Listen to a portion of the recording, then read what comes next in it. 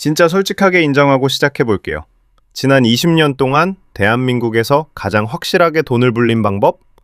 서울에 아파트 사는 거였습니다. 숫자로 봐도 반박이 전혀 안 돼요. 서울 아파트 평균 가격이 최근 10년 동안 약 2.5배 올랐고 20년으로 넓혀보면 5배가 뛰었습니다. 1억짜리가 5억이 된 거예요. 게다가 대출 끼고 사신 분들은 본인 돈 기준으로 그보다 훨씬 더 많이 벌었죠. 그러니까 부동산이 정답이었다는 말, 저도 100% 인정합니다. 심지어 지금 이 순간에도 오르고 있어요. 서울 아파트 값은 1년 반 가까이 74주 연속으로 단 한 주도 안 쉬고 상승 중입니다. 평균 매매가는 16억 원을 뚫었고 평균 전셋값마저 사상 처음으로 7억 원을 넘어섰죠. 그런데 이상한 게 하나 있습니다.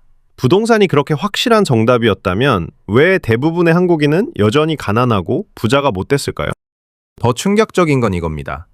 우리나라 노인 10명 중 4명이 빈곤층이에요. OECD 국가 중 압도적 1위입니다. 집 가진 사람이 이렇게나 많은 나라인데 정작 노인은 가장 가난한 나라. 오늘 결론부터 말씀드릴게요. 열심히 사는데도 부자가 못 되는 이유는 여러분이 부동산을 사서 혹은 안 사서 생긴 문제가 아닙니다. 문제는 두 가지예요. 부동산이 정답이라는 걸 알면서도 대부분은 그 정답을 얻기 위한 입장료가 없었다는 것. 그리고 운 좋게 들어간 사람들조차 전 재산을 그 집 한 채에 다 걸어버렸다는 것. 당신이 게을러서 혹은 어리석어서가 절대 아닙니다. 오늘 그 이유를 5가지로 깔끔하게 풀어드릴게요. 우선 우리나라 사람들이 돈을 어디에 두고 사는지부터 봐야 합니다. 한국 가계는 전체 자산의 약 64%가 부동산 같은 실물 자산이에요. 여기에 전세 보증금까지 더하면 무려 82%까지 올라갑니다. 그럼 다른 나라들은 어떨까요? 미국은 이 비중이 32%로 우리의 절반도 안 됩니다. 일본도 36%, 영국은 51% 수준이에요. 주요국 중 우리가 압도적인 1위입니다. 쉽게 말해서 한국인은 가진 돈의 열의 8을 집 한 채에 꽁꽁 묶어두고 산다는 뜻입니다. 부동산이 나쁘다는 게 아니에요. 문제는 부동산이라는 자산이 가진 특성입니다. 집은 2가지 치명적인 특징이 있어요. 첫째, 쪼개서 쓸 수가 없습니다. 둘째, 내가 깔고 앉아있는 동안에는 통장에 돈이 한 푼도 안 들어옵니다. 주식은 배당이 나오고 예금은 이자가 나오죠. 급하면 일부만 팔아서 쓸 수도 있고요. 하지만 집은 팔거나 세를 주기 전까지는 손에 쥐어지는 현금이 단 1원도 없습니다. 예를 들어 볼게요. 자산이 6억인 A씨가 있습니다. 그중 5억이 살고 있는 아파트고 통장엔 현금 5천만 원이 전부예요. 서류상으로는 분명 6억 자산가죠. 그런데 갑자기 집안에 급한 일이 생겨서 3천만 원이 필요해지면 어떻게 될까요? 아파트 벽돌 몇 장 떼어서 팔 수는 없잖아요. 결국 얼마 안 남은 현금을 깨거나 또 대출을 받습니다. 6억 자산가가 단돈 3천만 원에 쩔쩔매는 거예요. 이게 바로 부동산 몰빵의 실체입니다. 통계상 자산은 그럴듯한데 실제로 내가 꺼내 쓸 수 있는 돈은 놀라울 정도로 적어요. 한국인 자산의 대부분은 지금 이 순간에도 가치는 있는데 쓸 수는 없는 상태로 잠들어 있는 겁니다. 그래도 나중에 오르면 팔아서 쓰면 되잖아? 라고 하실 수 있는데요. 바로 그 지점에서 2번째 함정이 기다리고 있습니다. 아까 말씀드린 노인 빈곤율 기억하시죠? 10명 중 4명.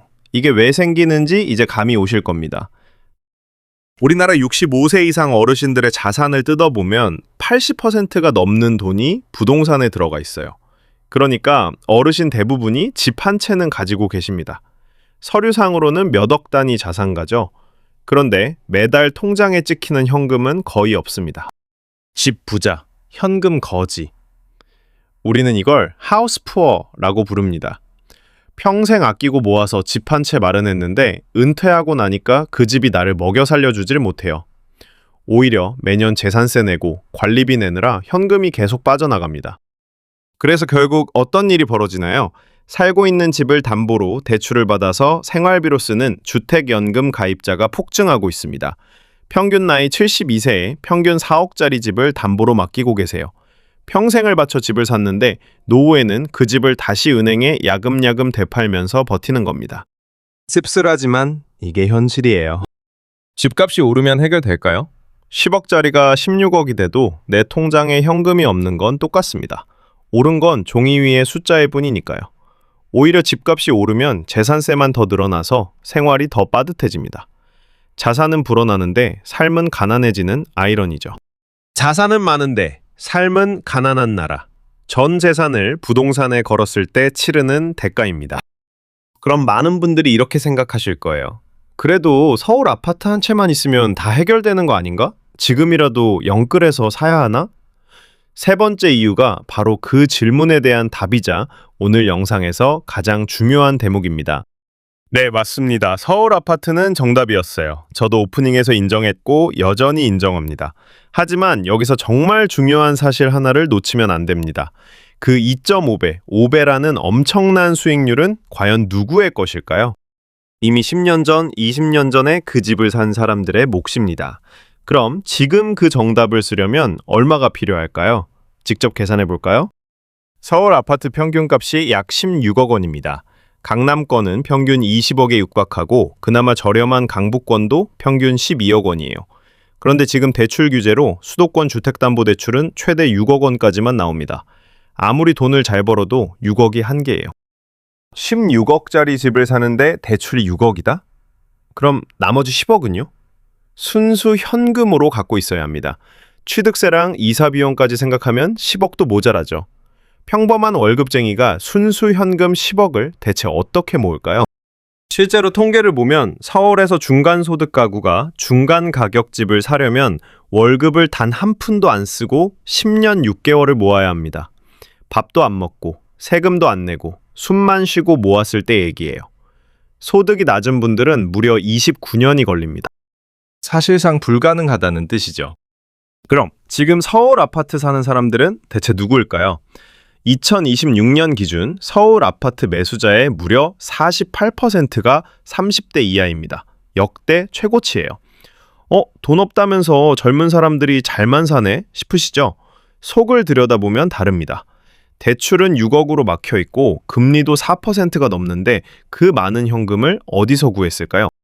주식이나 코인으로 대박이 났거나 부모님에게 증여받은 돈입니다. 정리해볼까요?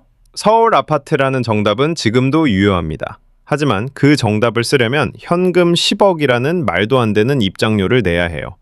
우리가 능력이 없거나 어리석어서 안 사는 게 아니라 정답인 걸 알면서도 입장료를 낼 수 없어서 못 들어가는 상황인 겁니다. 그리고 하나 더, 많은 분들이 서울 아파트와 부동산을 동의어로 쓰시는데 완전히 다른 말입니다. 같은 기간 지방은 어땠을까요? 부산에서 12억 9천만 원 하던 아파트가 7억으로 떡락하고 대구에서는 10억 5천만 원짜리가 5억 4천만 원이 됐습니다. 반토막이 난 거예요. 전국에 다 지어놓고도 안 팔리는 악성 미분양이 2만 8천 가구가 넘는데 그중 85%가 지방에 몰려 있습니다. 부동산은 무조건 오른다가 아니라 서울 아파트가 올랐다가 정확한 표현입니다. 지방 집을 사거나 빌라, 오피스텔을 산 수많은 사람들은 그 파티에 초대조차 받지 못했어요. 우리가 보는 부동산 성공담은 오직 승자들의 이야기일 뿐입니다. 그럼 여기서 진짜 질문이 남죠. 서울 아파트 입장료 10억은 없고 지방 부동산은 위험하다면 우리는 대체 뭘 해야 할까요? 그 답을 찾기 전에 우리가 지금 범하고 있는 네 번째 실수부터 봐야 합니다. 부동산에 넣고 남은 현금, 그거라도 잘 굴리면 되잖아요. 그런데 한국인은 그 남은 돈마저 대부분 은행 예금에 묵혀둡니다. 한국 가계의 금융자산 중 현금과 예금 비중이 46%입니다. 절반 가까이가 통장에서 잠자고 있어요. 여유자금이 생기면 어떻게 할 거냐는 질문에 무려 83%가 예금에 넣겠다고 답합니다. 예금이 왜? 손해는 안 보잖아. 안전하잖아. 과연 그럴까요? 여기에 아주 무서운 착시가 있습니다. 예금 이자가 연 3%라고 해볼게요. 그런데 물가가 2, 3% 오르고 이자 소득세 15.4%까지 떼어가면 어떻게 될까요? 내 돈의 실제 가치는 제자리 걸음이거나 오히려 뒷걸음질 칩니다. 안전한 게 아니라 눈에 안 보이게 천천히 녹아내리고 있는 거예요. 여기서 복리를 놓치는 게 진짜 무서운 손실입니다. 복리가 뭐냐면 이자에 또 이자가 붙는 거예요. 100만 원에 이자 3만 원이 붙었으면 다음 해엔 103만 원을 기준으로 이자가 붙습니다. 눈덩이 굴리듯이 점점 커지는 거죠. 그런데 이 눈덩이가 얼마나 빨리 커지는지 계산기 없이 암산으로 아는 방법이 있어요. 7-2의 법칙이라고 합니다. 방법은 아주 간단합니다. 72를 수익률로 나누세요. 그럼 내 돈이 2배가 되는데 몇 년 걸리는지가 나옵니다. 한번 해볼게요. 예금 금리가 3%라 가정하면 72 나누기 3은 24. 내 돈이 2배 되는데 24년 걸립니다. 그럼 수익률이 7%라면 72 나누기 7은 약 10. 10년마다 2배가 되는 거예요. 이 차이가 왜 무서운지는 2배가 반복된다는 걸 알아야 보입니다. 3%로 30년을 굴리면 2배가 겨우 한 번 넘습니다.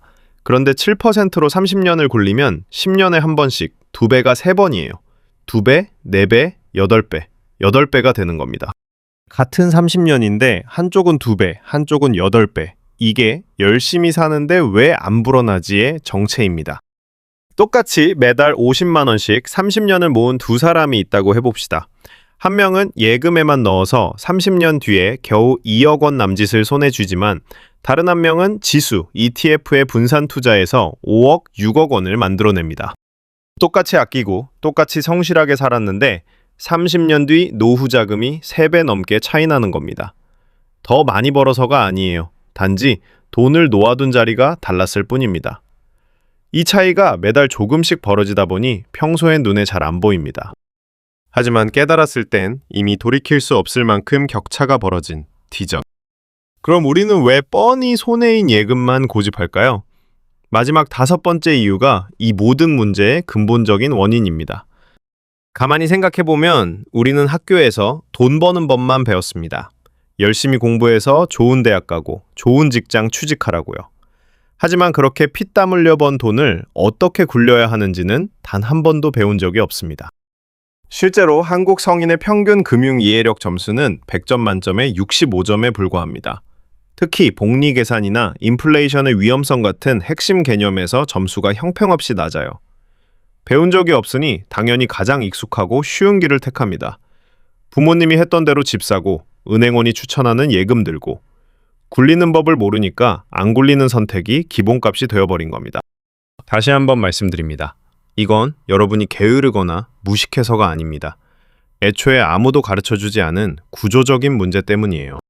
다행히 요즘은 변화의 바람이 셉니다. 젊은 세대를 중심으로 주식과 ETF 투자에 눈을 뜨고 있어요. 아주 좋은 신호입니다. 다만 경계해야 할 건 있습니다. 그 흐름이 빚내서 한 종목에 몰빵하는 비투로 변한다면 그건 부동산 몰빵을 주식 몰빵으로 바꾼 것에 불과하니까요. 부동산 몰빵, 현금 부재, 입장료 장벽, 예금 편중, 그리고 금융교육의 부재. 5가지 원인이 이제 그려지시나요? 여기까지 들으시고 거봐 역시 부동산 다 필요 없어 라고 결론 내리시면 그것도 오답입니다. 공정하게 부동산 편도 들어볼게요. 첫째, 위험 대비 수익률로 보면 부동산이 주식보다 안정적이었던 게 사실입니다. 주식처럼 하루아침에 10%씩 널뛰게 하지 않고 꾸준히 올랐으니까요. 둘째, 집은 대부분의 사람에게 거의 유일한 강제 저축 수단이었습니다. 매달 대출 원리금 빠져나가는 게 무서워서라도 억지로 돈을 모으게 되거든요. 그 강제성이 없었다면 그 돈은 진작 다 써버렸을 겁니다. 셋째, 전세와 대출이라는 레버리지는 평범한 직장인이 몇 억대 자산을 굴려볼 수 있는 유일한 사다리였습니다. 게다가 지금 서울 집값이 계속 오르는 진짜 이유도 알아야 합니다. 보통은 금리가 낮아져야 집값이 오르죠. 그런데 지금은 한국은행이 기준금리를 2.75%까지 올렸는데도 집값이 오르고 있습니다. 왜일까요? 바로 공급이 가뭄 수준이기 때문입니다. 2027년 서울 신규 아파트 입주 물량이 적정 수준의 3분의 1 토막이 납니다. 공급이 없으니 전셋값이 뛰고 그 부담을 견디다 못한 사람들이 다시 매매로 돌아서는 거예요. 즉 지금의 상승은 돈이 풀려서가 아니라 살 집이 없어서 터지는 구조적인 문제입니다. 쉽게 꺾일 장세가 아니라는 뜻이죠. 제가 오늘 드리고 싶은 말씀은 딱 하나입니다. 부동산이 틀렸다는 게 아니에요. 정답이 딱 하나뿐인데 그 정답의 입장료가 10억이라면 대부분의 평범한 사람들에게는 다른 정답도 반드시 필요하다는 겁니다. 그럼 우리는 오늘부터 뭘 바꿔야 할까요? 딱 3가지만 기억하세요. 첫째, 살 집과 불릴 돈을 철저히 분리하세요. 내가 사는 집은 자산이기 전에 거주 공간입니다. 거기에 더해서 집과는 별개로 매달 팽팽 굴러가는 투자용 자산을 따로 키우셔야 합니다.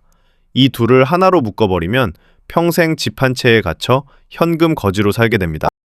서울 아파트 입장료 10억 모으겠다고 그 돈을 예금에만 넣어두면 집값 올라가는 속도를 영원히 못 따라잡습니다.